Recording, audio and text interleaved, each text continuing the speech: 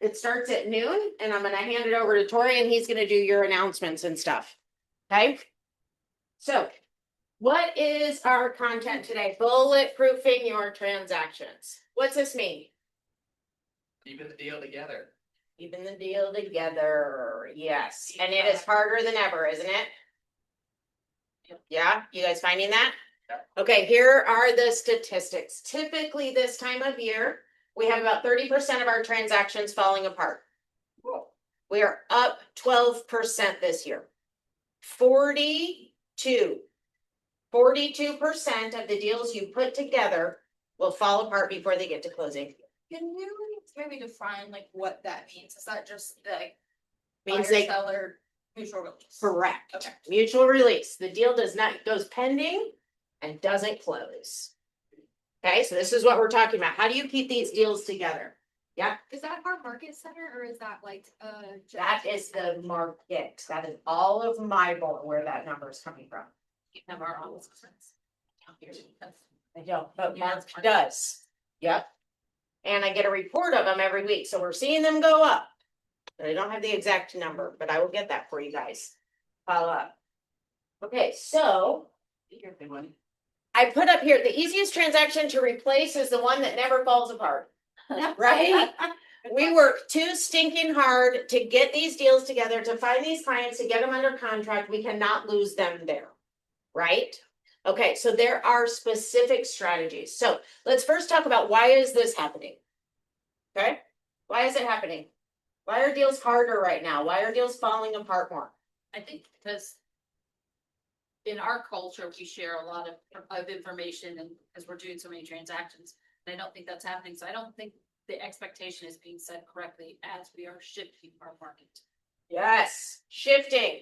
That's the key. The market is shifting. Anytime it shifts, this happens. Here's why. Okay. If the buyers are excited, if the market is hot and heavy for the buyers, they feel like they're missing out. COVID, right? It was FOMO. Everybody would throw anything on the table, right? We still have that in some price points. You have to do escalation clauses. You have to waive your inspection, all that kind of stuff, right? It's because buyers are afraid to miss out. Here's the other thing that happens though. In a shifting market, when the market starts to fall, then buyers question their investment. Okay, they start to question their investment and think of what they're listening to right now. The news, their parents, interest rates, right? That is what's happening right now. So we've got these buyers that are afraid to miss something and also afraid to commit in what they're investing in. Okay, so that is the reason this is happening right now. This is a lot not to do with you, right? You're like, yeah, well, their job fell apart or something. That's exactly right. Buyers are more willing now than ever to let deals fall apart. Okay, and they're looking for them.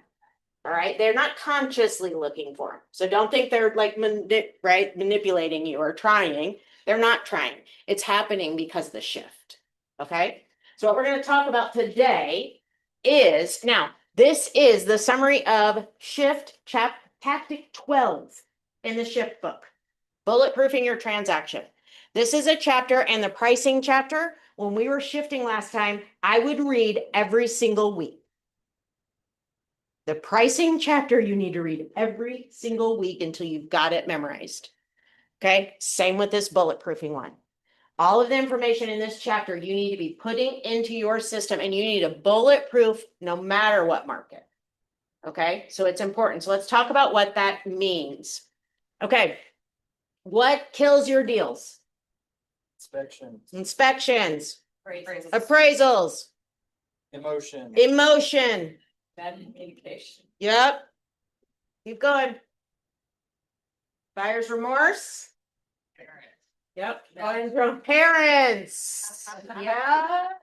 Third parties.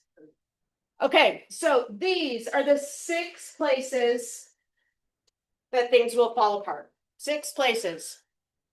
Your deals will fall apart. And every time they fall apart, it is typically because of emotion and fear. They're afraid of something.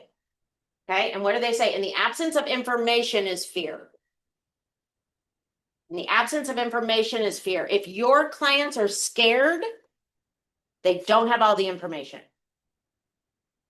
Okay, if you aren't scared about a deal, think about that. Think about what information you have they don't that you need to give them to make them sure it's going to stay together. Okay, so you have got to make sure you're building into your process ways to keep this stuff together. Okay, and we're going to jump into each of these. So let's talk about financing. Okay, what are some of the reasons financing falls apart? Shout them out. You guys know them. They buy a new car. They buy a new car. Bad lender. Who's got pre-approval? Bad pre-approval. What else? You lose your job. They lose their job. Yep, something changes in the financing world. That's things they don't disclose. Yep, non-disclosures. Okay, so here are your points to bulletproof the financing. Number one, work with a trusted lender. Hello. We've got one right here. Now, you have to let them work with who they want. Okay, hear that. It does not mean they cannot do a second approval with someone else. A second approval, it's free.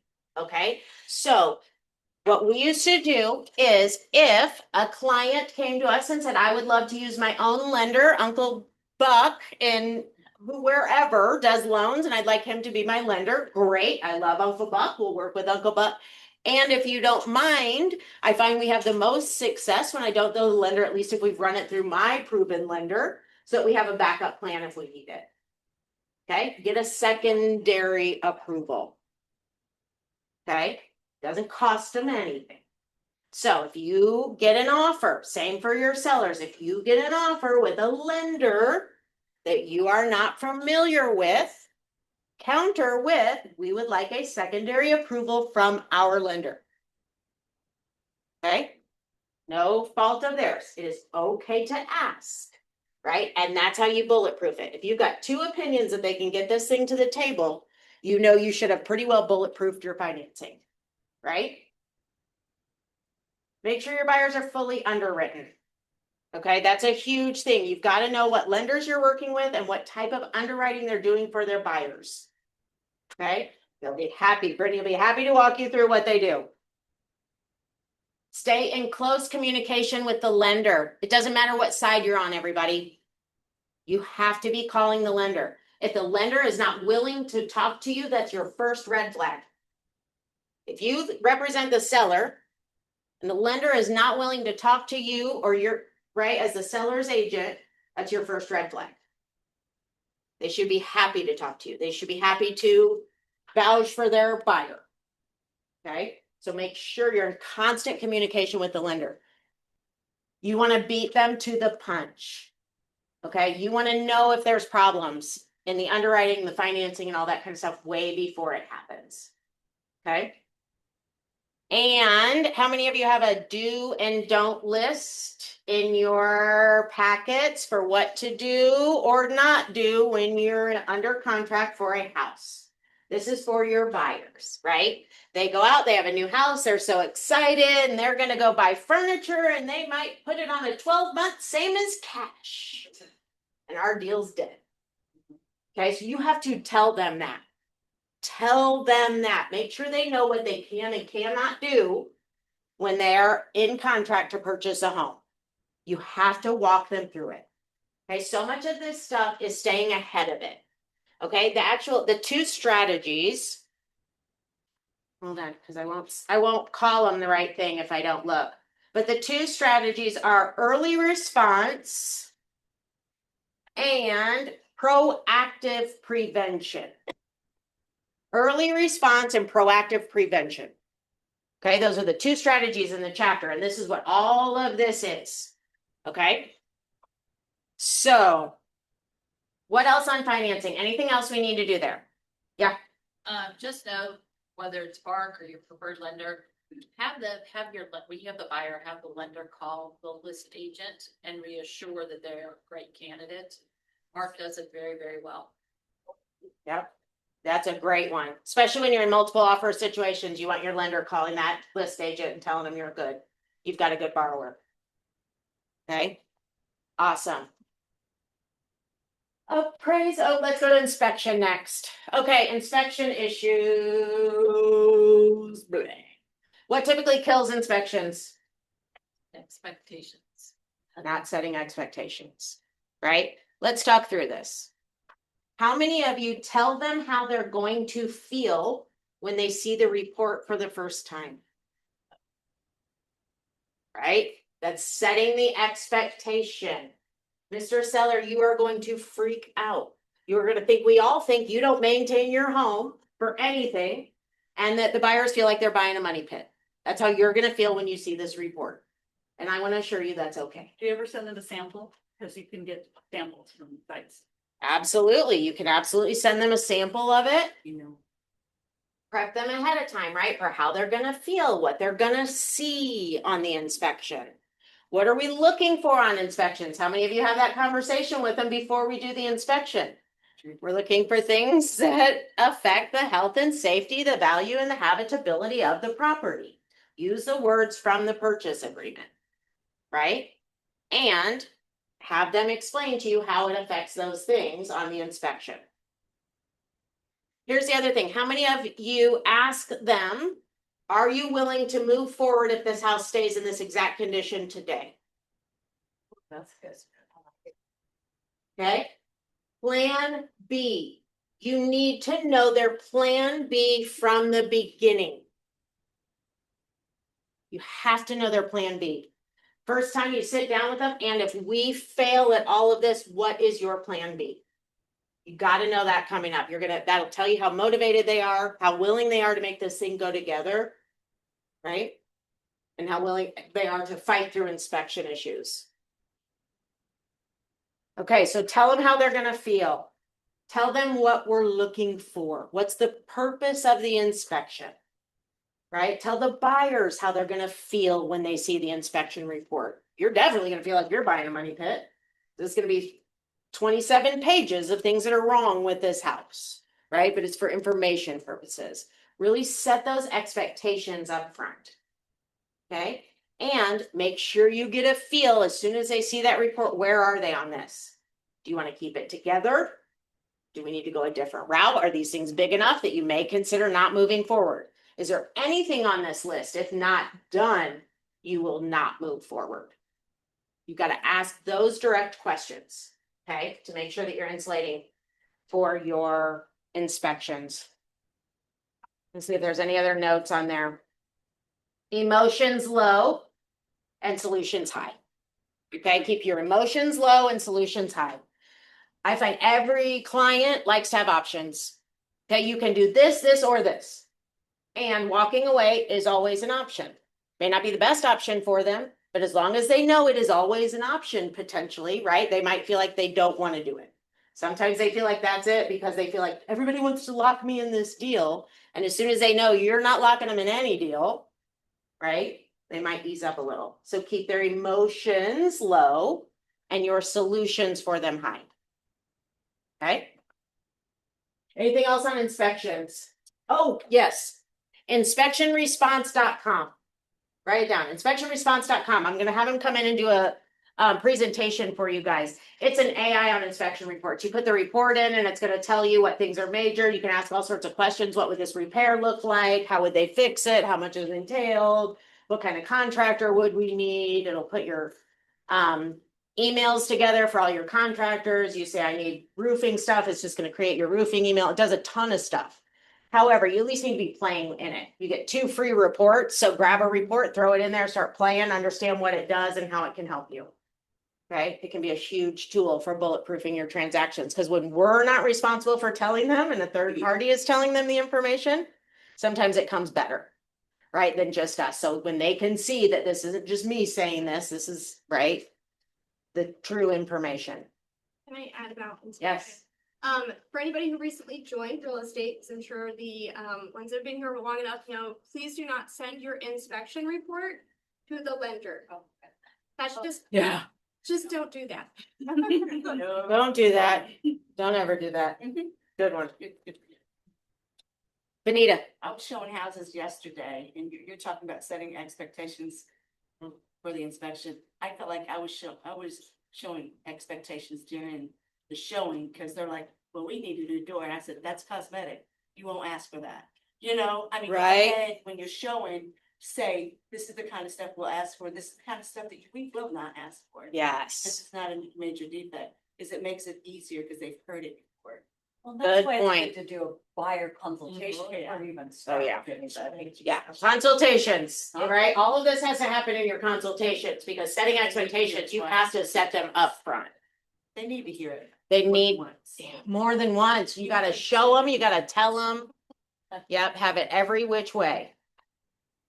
Okay, awesome. Appraisals. How many of you are having appraisal issues? Yep, they're starting to come back like crazy. And why is that? The appraisal is to protect the lender's risk, right? So as prices are going up, they're panicking. They have been panicking, right? They don't want these prices to keep going. That could be very risky for them. Okay, so you've got to be ready for it. What are some of you doing for your appraisals to keep them together?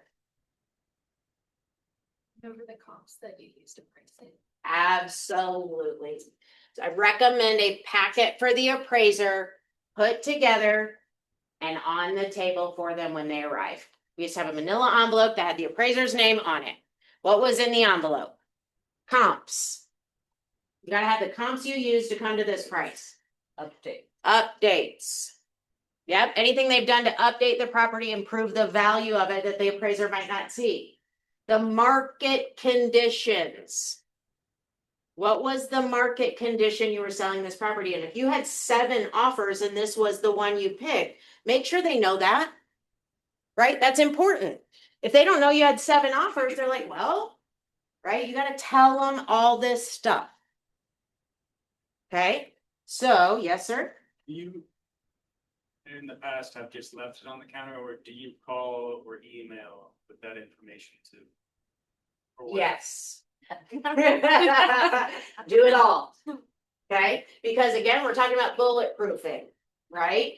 And it used to be you couldn't even talk to the appraisers, right? Now appraisers like, whoever said that? You can absolutely talk to the appraisers, right? Some lenders don't want you to, but you can. Okay. And yeah, a lot of them like for you to do the homework for them ahead of time, right? If your comps look pretty good and they feel like you match all the criteria, they'll use them. So yes, email them to them, have a packet at the house and say, I'll have all this ready for you in paper when you get there. Okay, do everything you can to get that information to them so they know where you came from. And Yep. if they call you, just answer the phone. Just answer the phone. And they may be calling you about your sale for somebody else. Just start the rapport that you'll talk to the appraisers. Yes. And guys, what's the first one on avoiding appraisal issues? Price it right. You know when you're overpriced. You know when you might have an appraisal issue, right? So price it right first and then you won't have an appraisal issue. If you need help on that, we'll help you with it.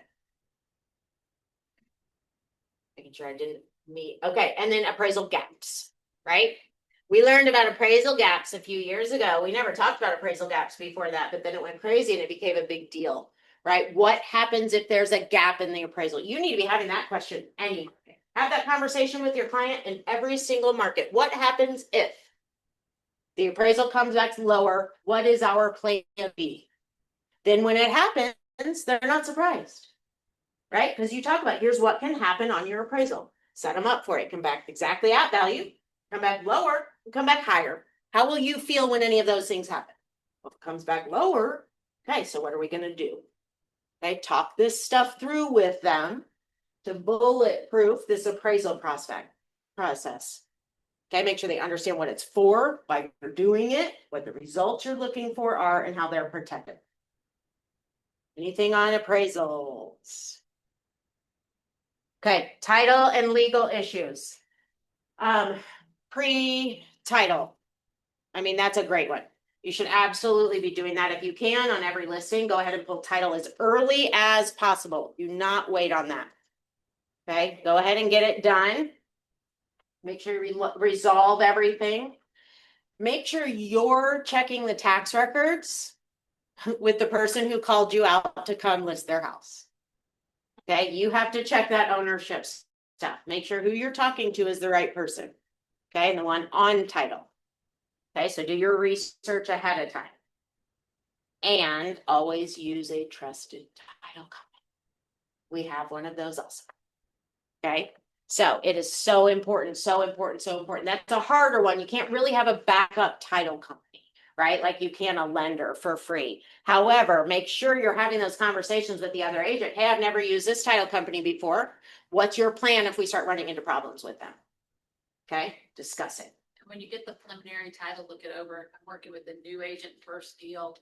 The house sits on 3 lots in Alexander. Preliminary title came back with 2 lots in Alexander and 1 lot in Anderson. Everything can get fixed. The quicker you know of it and get them involved, everything can be fixed. The day before closing, a little bit harder. Yep, so do things early. All right, what questions or problems are you guys having on title issues? If you do not know how to read title work, if you do not know what you should be looking for in title work, we have a wonderful title company right there. Take them to lunch. Anyone would be absolutely happy to tell you what it looks like, what you should look for, what your check sheet should look like.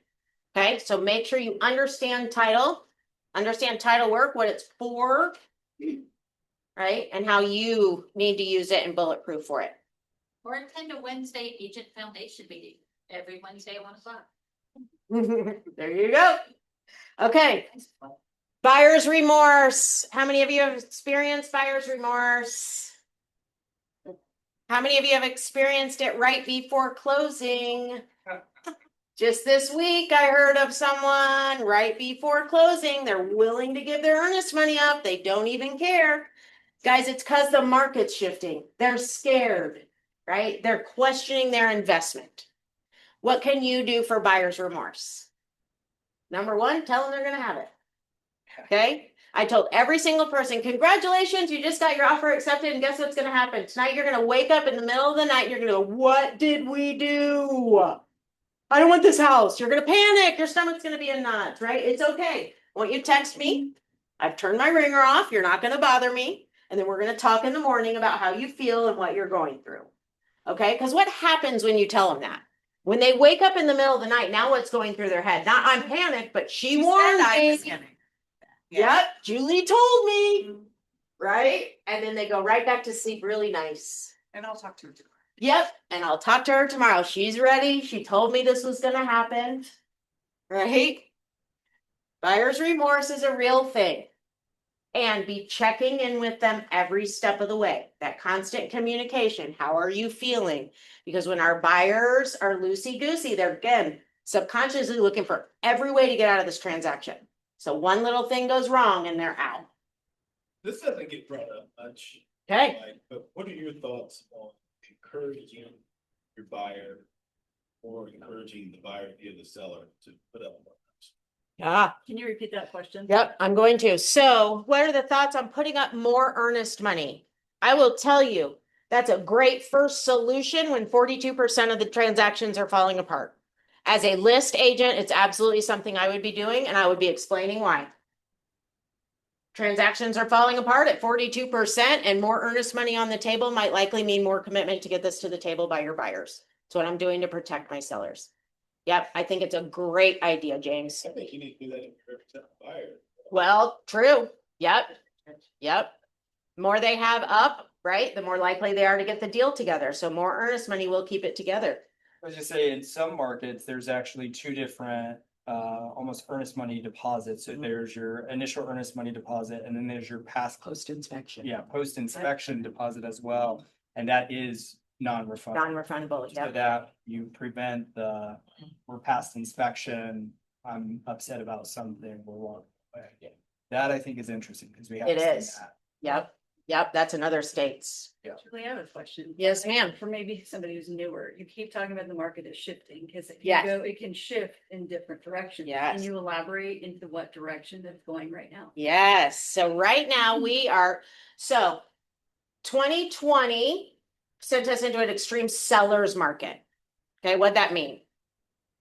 When we, Inventory is really low and buyers have to fight for houses. correct, the sellers are driving the bus. The sellers are in charge, right? So that meant they could ask anything for their house. They could have it in any condition they wanted to, and people were gonna buy it. No inspections. Yep, people are waiving inspections. They didn't even have to negotiate, right? That is an extreme seller's market. And every 8 years, we shift back and forth between a buyer and a seller's market. Read the shift book and it'll explain it all to you. We are in this shift back to a buyer's market. What's that mean? Longer days on the market. List to sale price is now, right, back at 97%. Okay, it's taking longer to sell houses. That's what's shifting.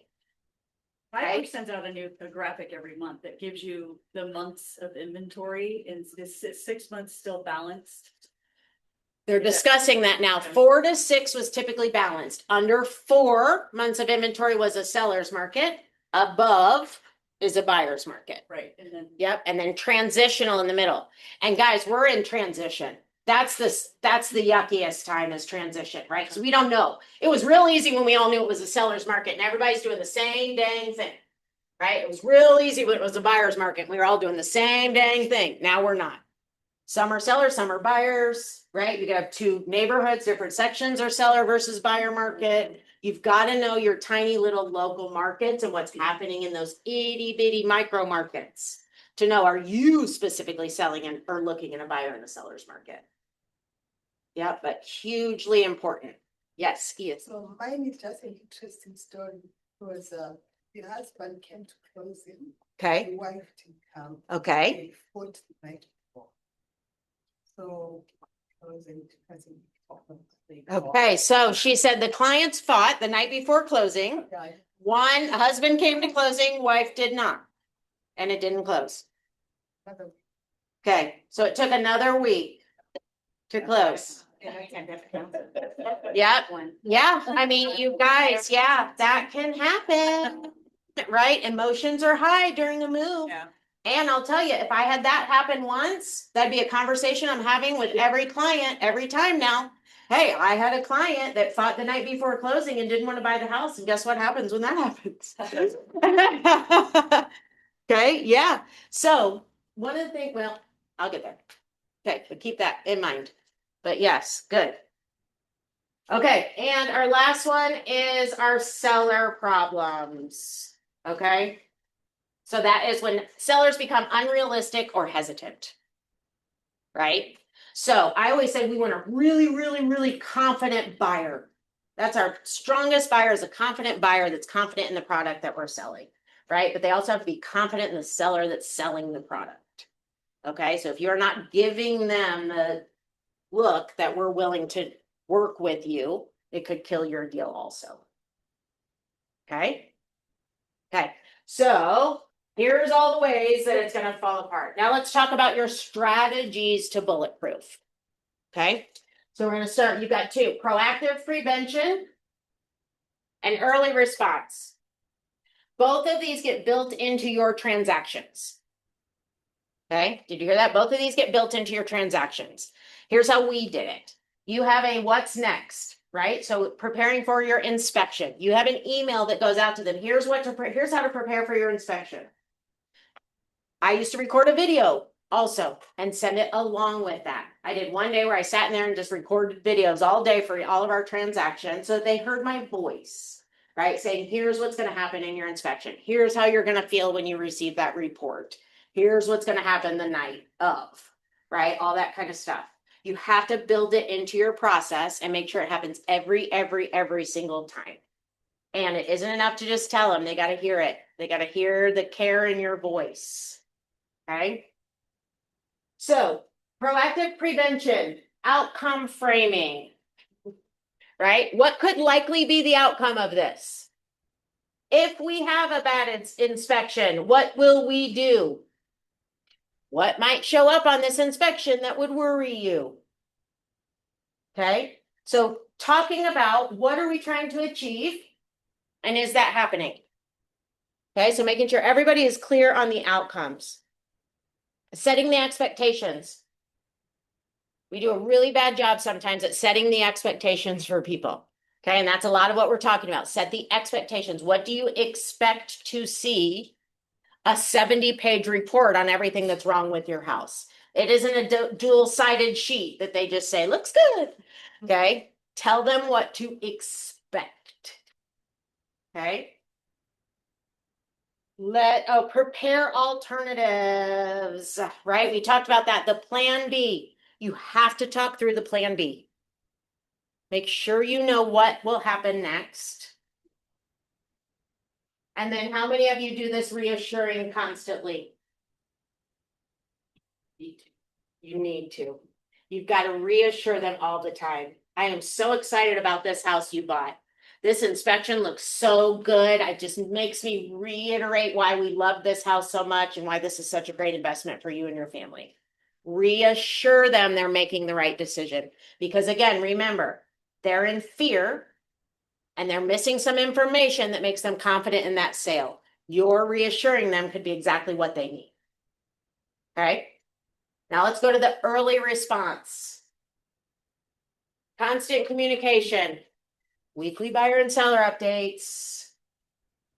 That's all you need. Touch base with them all the time.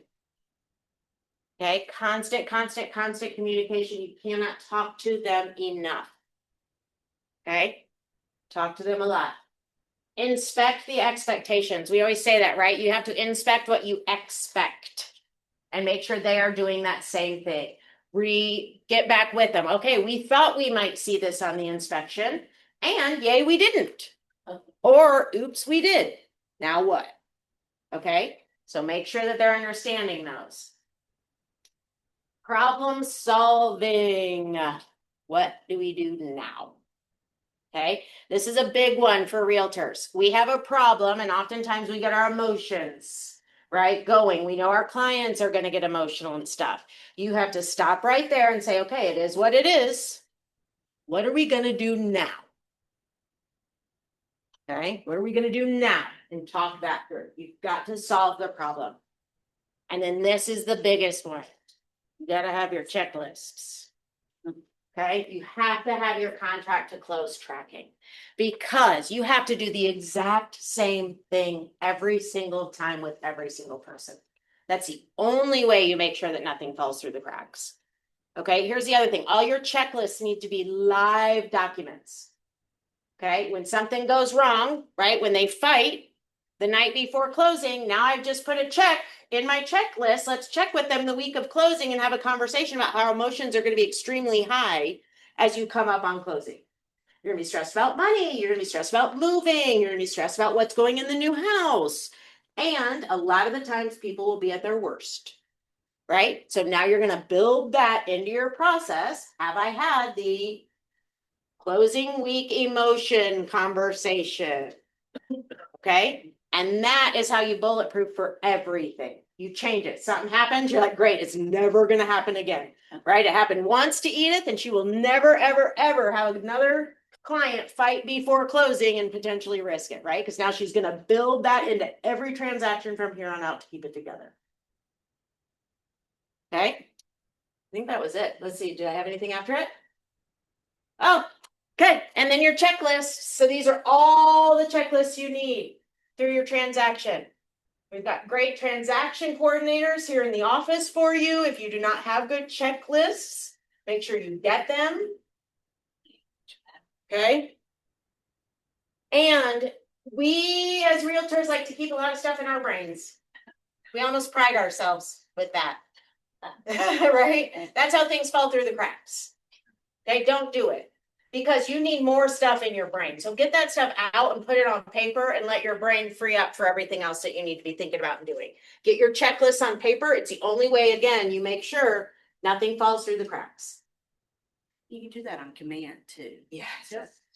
Yes, command is your Right best there, friend. where I'm pointing it. It's right up there.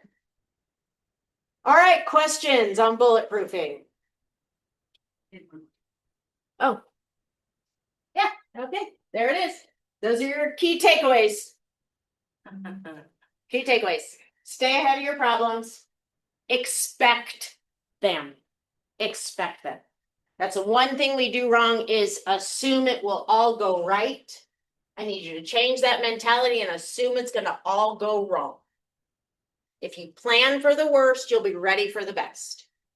Okay, so stay ahead of it. Expect the problems. Expect them. Tell your clients to expect them. We're all going to expect them. And stay calm. Keep your emotions out of it. Okay, and read the shift check over and over and over. Okay, did that help? Yep, Beth? Oh, I was just gonna say, in being the calm professional, I know a lot of times for all of us, that's hard. And when the other side of the deal, we know that agent's not calm, but we, as the professional in the KW culture, we have to keep that to ourselves and not, you don't wanna start bad mouthing the other agent or the situation, or gosh, I can't believe they said no to this. We have to, again, stay calm, be the problem solvers and the professional, right? And you guys, we can't be emotional about this. This is our job. Don't be married to the app. Right. Yeah. What if your doctor was emotional about every time he cut into a patient? Right? That's the patient's job to be emotional. That's your client's job to be emotional. Right? You cannot be. Your job acts, right? And keep them moving forward to the best investment. That's, And that's problem, like these days, like, problem. once you start feeding the monster. Yeah. Once you start, yeah. Monster will leave. For those online, once you start feeding the monster, once you start getting emotional, it's when everything starts taking a sideways turn. Yep. And in this instant society, that does not help us. You do not have to respond right away. Take a walk along in the parking lot, go to the fitness. If the deadline's 5 o'clock, don't answer at noon if you're highly motivated. I'm in a highly motivated situation right now with a deal. I don't have to respond right away. You don't. Take that time. Silence is wholesome. Yeah. I mean, we had our rule. It's out itself too. Yeah. Sometimes you're like, ooh, I'm glad I waited a little bit, cause it's. Yeah. Yeah. Give it Right time, there, it this was solves down there. itself. Yep. We used to have an hour rule. No emergency gets a call back before an hour, right? Because why? If it's a true emergency, they're probably on the phone with the wrong person. If your house is on fire, I am not going to be able to help you, and I don't care if it's listed, right? You're on the phone with the wrong person, right? So no emergency. They don't need us for any super emergency. There isn't, right? And give them time to settle. Give yourself time to find the information before you call them back, right? So you know everything. Yeah, you don't have to respond immediately. All right, what else? Okay, do you feel empowered to go change your systems and stuff and bulletproof your transactions? Try to build walls around these things to keep them together. Okay, great. That's what we're gonna be watching in the office, okay? And as you have trouble, come to us. Let's talk through it. Let's talk through what could you have done? What do we need to build in your system to make sure it doesn't happen again? I just have a little aha. I mean, I've been doing this for 30 years and I have something called my best simple checklist. And it's a checklist, but I've never really thought about putting down on my checklist my conversations I need to have each week, right? Like. Yeah. What conversation am I having? Yeah. Yes. I can add to that. I mean, I've got title, I've got appraisal, I've got insurance and stuff, but it's like, what about Beth's conversation? Right? The buyer's remorse conversation. When is that happening I after love that. pending? I love that. That's a. Okay, I need you. you're welcome. Yeah. What other ahas? Yeah, So I would add one more to your 6, okay. which is be kind to yourself. Ah, good. In this Be industry. kind to yourself for online. In this people. industry, it is so cutthroat all the time, and you have to be on all the time. And when you try to take that hour, your clients are blowing up your phone and they're saying mean and hurtful things because you didn't take care of what they needed. Yeah. The agent is calling and blowing up your phone because you didn't answer their call when they wanted you to do it. And we lose sleep, we don't eat. We run around like just trying to take care of the constant fires. So I would say be kind to yourself.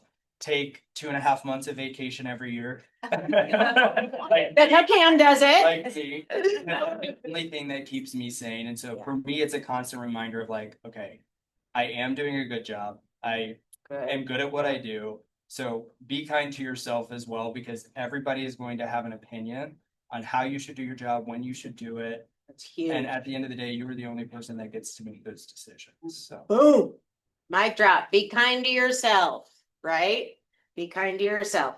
You're the only one in control of all this and the emotions. All right, couple ahas from bulletproofing. Beth, put in your checklists. Put your conversations in your checklist. Those important conversations have got to be in the checklist or they're not going to happen. What else? Inspectionreports.com. Yeah. Yep. Inspectionresponse.com. Awesome. Yep. What else? One more. I'll say the shift, because you talked about. Oh, yeah. Yeah. The shift. The shift. Yeah, you guys, that book needs to be out. Yeah. We're probably gonna book club it here because we just need to. You all need to be reading Shift. I'm not, I mean, Yeah.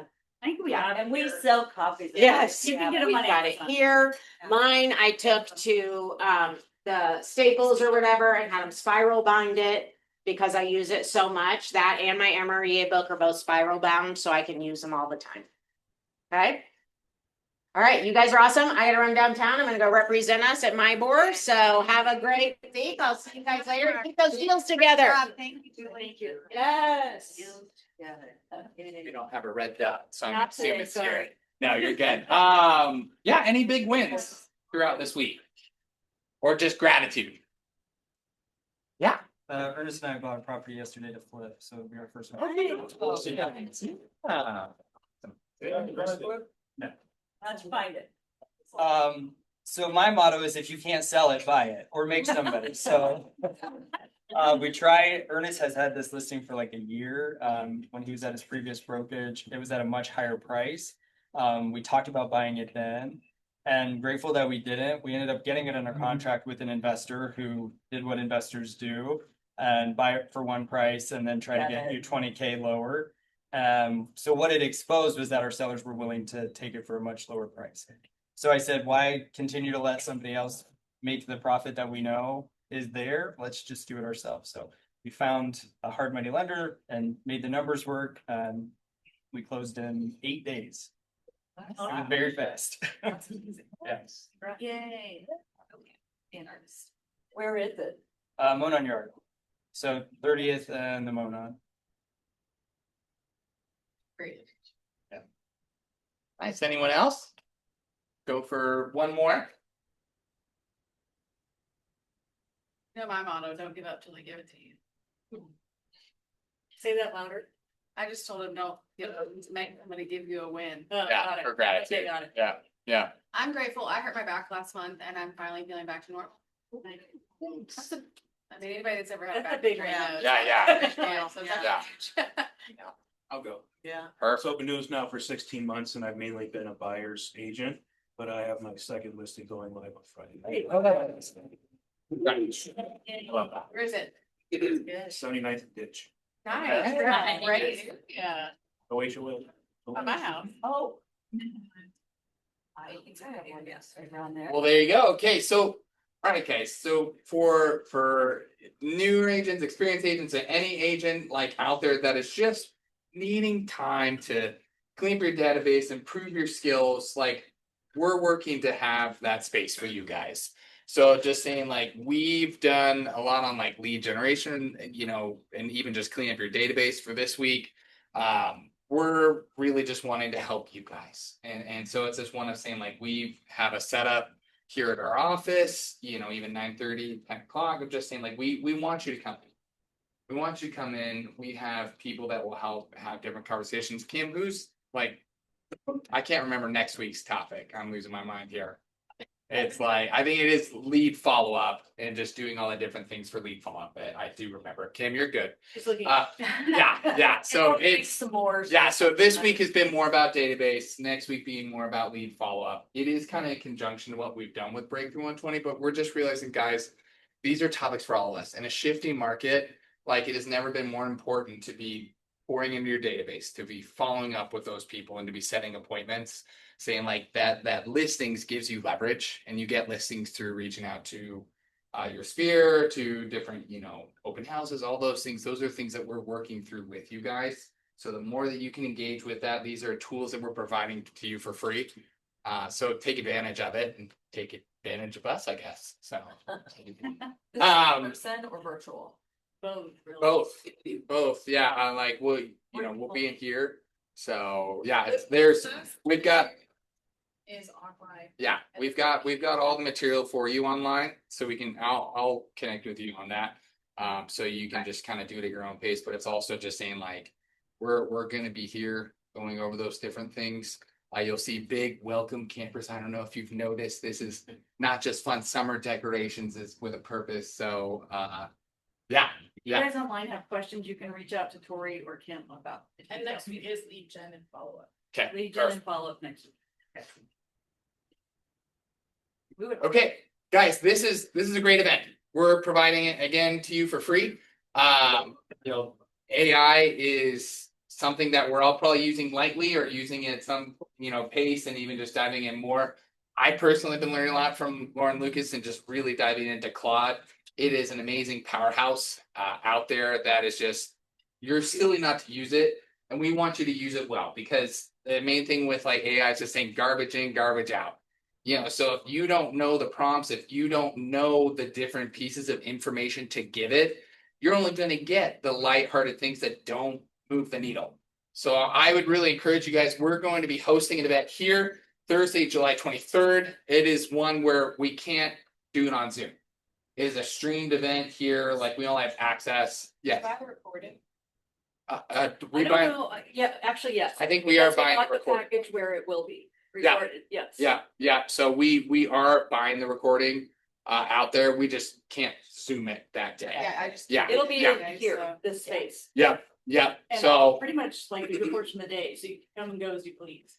yeah. So I mean, guys, 5:30. this is all of KW. Like everyone will be watching this workshop. It will be of value. Yeah. So Lauren Lucas, I know specifically took her, transaction or her business from 0 to 99 transactions because her whole team in just like one day basically said, hey, we're going somewhere else. And she was like, well, I need to figure out how to do this. She poured into AI and has been able to build so much more. She honestly travels like 200 days of the year talking about this. So this is something that we're providing to you for free. And we'd love to have you here. Okay, guys, we have new capper gear options. I know you're all disappointed to lose those hats. They're great hats. And if you still want a hat, we can get you a hat, I think. But yes, perfect. Here, we'll show you. We have a great quarter zip.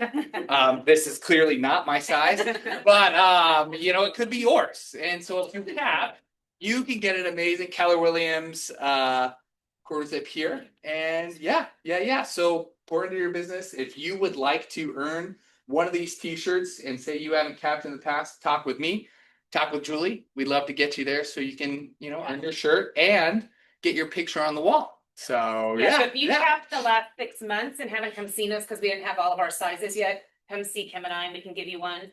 This month, Victoria I was capped. just gonna say, yeah. Call her here. She was here.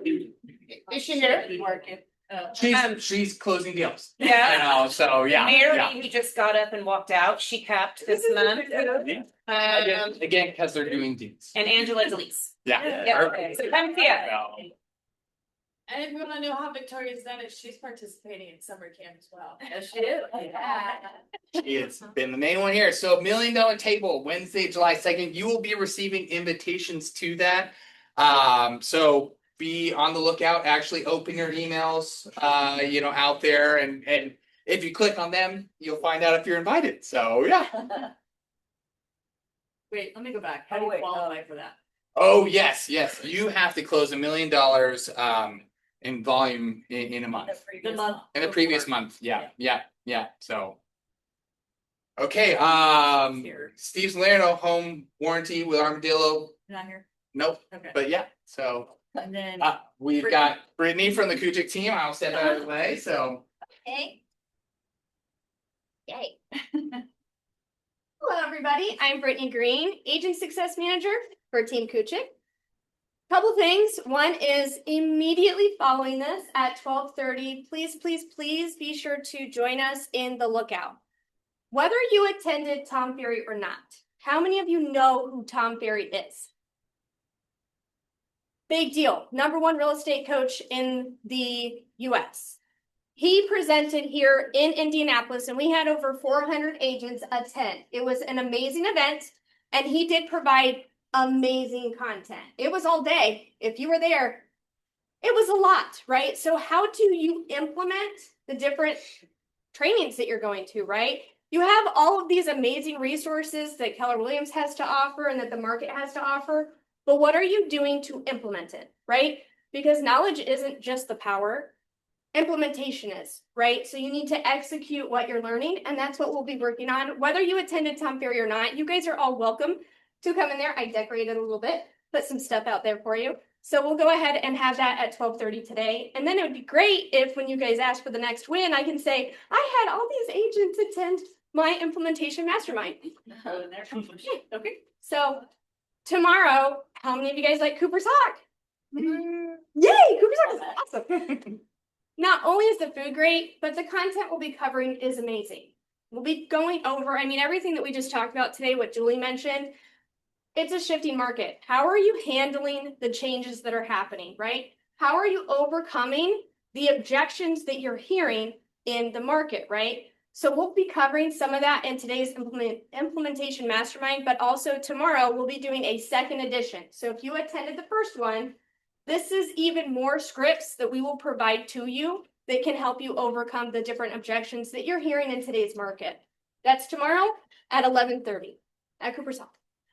Winning with inventory. So again, shifts. What are we doing? How do you navigate the different inventory that we're now seeing in the market? Mark is going to be talking about it over Zoom, which will be recorded. So if you can't hear him over Zoom on Friday at 11, please contact me, Brittany Green, Agent Success Manager for Team Kuchik.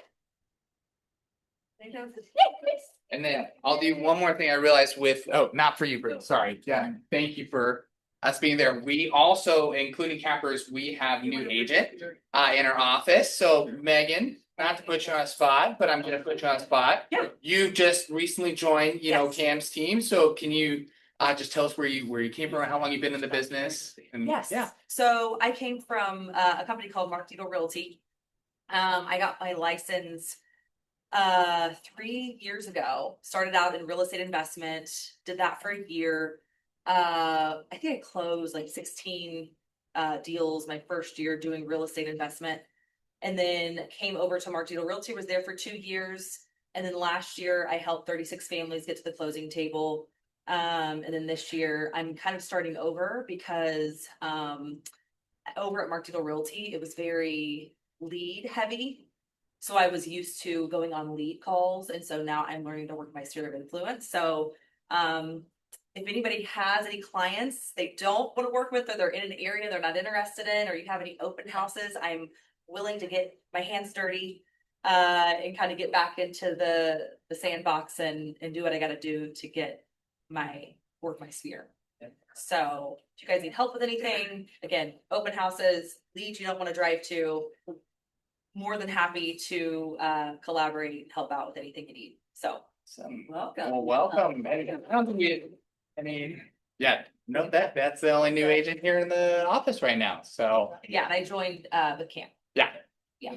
And we're very glad you're here. So thank you so much. Thank you. So yeah, so now we've got Units, our lunch sponsor. I'll let you take it from there. Thanks very much. Thanks, Kristen. Sure. Hi, Brittany. Hey, Mike Simic, I'm the owner of Units Moving Affordable Storage of Indianapolis. Who's heard of us before? Yeah. Who hasn't heard of us before? Okay, thanks for the opportunity to share our story with you. We're actually gonna be with Brittany and the team tomorrow in that super realtor that you were talking about. I was in that session, I think last year. Amazing, right? So if you haven't had a chance to check that out, that's great. We're gonna be there tomorrow. I'll see you tomorrow. We're sponsoring your event. Yes. So hey, 30 years ago, which is a long time, life goes by quick. I decided to embark on an amazing journey to become a US Marine, right? So any veterans, any other veterans here? Okay, anybody has stereotypes about Marines? They're all true. They're all true. And I bought in the propaganda before I went in and, the best, the hardest, and, so it was all true. And there was moments when I wanted to quit, right? That's what happens. They get you to that point where you don't quit. And then Val, like you said, never give up, right? So always thinking about never giving up.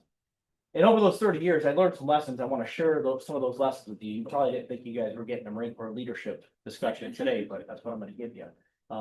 First is a commitment to excellence. Everything that we did in the Marine Corps was committed to excellence, attention to detail. And we had a saying, the more you sweat in peacetime, the less you bleed more. It's fact. So we were always like over rehearsing and doing things better. It was never good enough. So always getting better. The second is servant leadership, always serving our young Marines. I was a commissioned officer, so as a young lieutenant, a platoon commander, I was the last one always to eat, drink, sleep, no sleep. If all we had left over was green beans, that's what you ate, green beans. That was great. You take care of the troops. And then third, again, what Val said, never give up. We have a saying, improvise, adapt, and overcome. That's how we did it. We never give up. So what does that matter? Why does that matter to you guys, right? So you guys are in the business of relationship management, right? And people need to know and trust you. And we've applied all of those lessons into my business. So if those characteristics are someone or the kind of characteristics that you want to do business with for your company. So the DNA of commitment to excellence, serving others, and improvising and overcoming and adapting and finding a way to say yes. That's what we do at Units of Indianapolis. So I'm the owner. We do portable storage. I'm going to do a video here because seeing is believing. So pictures worth 1,000 words. I don't even think we need the volume. Has anyone seen this in action? I've never seen it. Okay. So what differentiates us? So if you take a look, when your client's contents are being moved, we're always going to keep it level load and level unload. It's never going to go backwards, right? That's a huge differentiator for us. And if you notice also, we've got containers are not like, it's not a commodity. I have honestly the best containers in the market. I can hold the most. We can position a container almost anywhere, and it's ventilated, so your contents are going to stay dry. And I've got a warehouse, so we can do everything. So think about us as kind of like an in between your U-Haul, like do it yourself, and your full service movers. I think Colt Moving is one of your partners too. Yeah. I think we love that. Colt Movers is one of our great partners. They use us, we use them all the time. We're kind of in between, like if someone's going to do it all themselves, U-Haul and Colt Moving. So we're a good solution. We can do anybody have any problems with closing gaps? Is that ever an issue? Yeah. Ever impacting? What do you tell your clients during closing gap times? What do they do with their contents? Storage unit. So if you do a storage unit, that's certainly going to be less expensive than what we can offer. We're offering convenience. You throw it into a container, you load it once, pull it back to our warehouse. In their new house, we put it in a new house. If you get a storage unit, you get a U-Haul, you load it once, you unload it, you put it in the storage, you load it back up in the U-Haul. Okay, some people are going to want to do that. Certainly going to be probably less expensive, but certainly not most convenient. Okay. And then I want to show you one more thing. What differentiates us? This matters, right? So my word is only as good as what other people are saying about us. And over 3 years, we've been operating for 3 years. We got a perfect 5-star. That's hard to do. We work our butts off to overcome it. We're actually having a very challenging week this week. My general manager is on vacation. And it seems like whenever Brian goes on vacation, it all kind of falls through. I had a driver call in, so we're just shuffling things and making sure that we're on our commitment. So I would be delighted for the opportunity to partner with you, to be on your preferred vendor list. Somebody you can count on, that'd be great. I've got a lot of content here. I've got flyers. I can get them to you electronically if you want to share them with your clients. Koozies, it's that time of the year if you're having a cold. If things go well, I'm going to go to the Strokes concert tonight and use one of my koozies. That's the plan. We're not sure how that's going to work out. So what else can you do for me and what I can do for you? We're on social media, Instagram, LinkedIn, Facebook, follow us there. That would be great. We're very active. What we can do for you, if you ever want to do, I think you had a great class on social media, the importance of social media earlier. Who doesn't do social media? Or maybe say, who does do social media?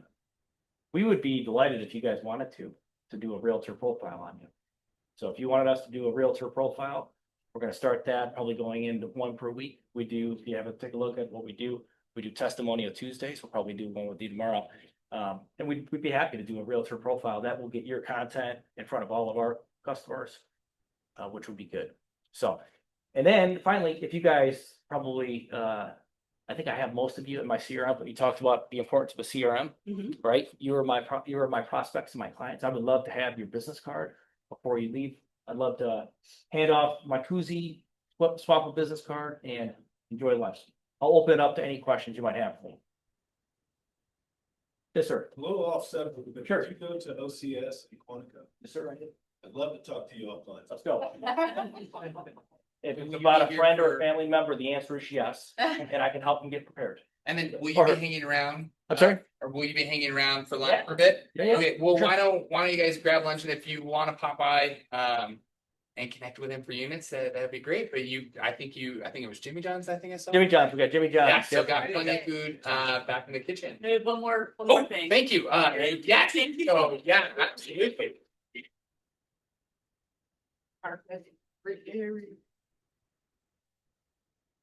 So I didn't even know this existed before I got it last month, so. I appreciate Tammy who nominated me last month for this, and so I had to think, I've been here about 2 months, I think. And everyone has been incredibly helpful, and so I was just kind of trying to think of what person kind of exemplified what KW always talks about. I believe the first person that did for me was Megan. She's not here right now. But just a really quick backstory is, I have a friend in Kansas who knew I was kind of considering a change. I'd been considering it for a long time. I'm not big on change, don't love it at all. So I was gonna stick where I was. I probably would have stayed for a while because I just didn't know what to do. Friend of mine in Kansas who's with Keller Williams, in some sort of I don't even know what her role is. Honestly, she was like, I'm tired of you not making a decision and being indecisive. She called here. I don't know exactly how it happened, but she called. She got a hold of me. She got a hold of- on a plane and got a hold of Megan. Yeah, so somehow she got a hold of Beth. Beth calls Megan. And Megan, I think, initially thought it was a referral for her. Yeah. Okay, so she thought, great, wonderful.